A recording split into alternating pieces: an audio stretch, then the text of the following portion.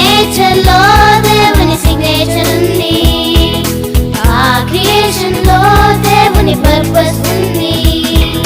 వెలుగు చీకటి chill chill chill, గాలి నీరు చిల్ చిల్ చిల్, కొండలు లోయలు అడవులను కలర్ఫుల్ గా చేశాడు.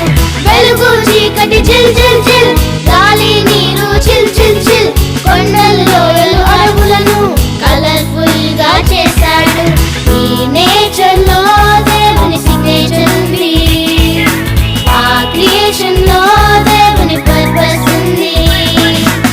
ఈ నేచర్ లో దేవుని సిగ్నేచర్ ఉంది, ఆ క్రియేషన్ లో దేవుని పర్పస్ ఉంది.